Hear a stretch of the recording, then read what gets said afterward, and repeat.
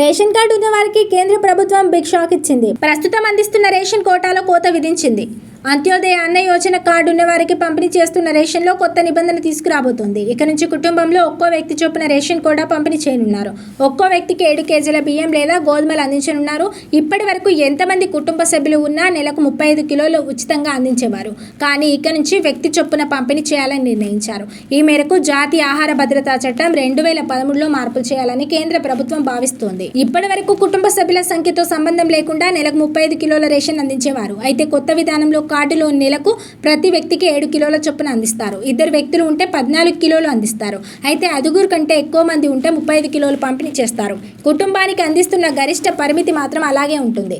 ఒక రకంగా చెప్పాలంటే రేషన్ కోటాలో కాస్త కోత విధించినట్లేనని చెప్పవచ్చు. ఈ విధానం అమలు చేసేందుకు జూలై 13 వరకు ప్రజల నుంచి అభిప్రాయాలు సేకరించాలని కేంద్ర ప్రభుత్వం నిర్ణయించింది.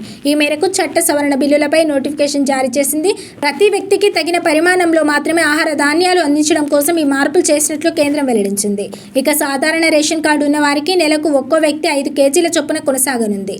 కేవలం కేంద్ర ప్రభుత్వం అందించే అంత్యోదయ పథకం కింద రేషన్ కార్డు ఉన్నవారికి మాత్రమే కొత్త నిబంధనలు వర్తిస్తాయి. చిన్న కుటుంబాలకు ఉన్నవారికి సంబంధించి రేషన్ పంపిణీలో ఎలాంటి మార్పులు లేనప్పటికీ పెద్ద కుటుంబాలకు సభ్యుల సంఖ్యను బట్టి కేటాయింపులు జరుగుతాయి కాబట్టి లబ్ధి పొందుతారని కేంద్రం తెలిపింది.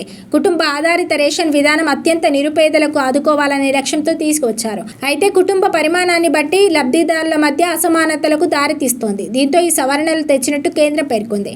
నాణ్యమైన ఆహార ధాన్యాలను తగినంత పరిమాణంలో తీసుకురావడం ద్వారా ఆహార భద్రతను బలోపేతం చేయడంలో చేపడుతున్న చర్యల్లో భాగంగానే ఈ సవరణలు తీసుకొచ్చినట్టు కేంద్రం స్పష్టం చేసింది.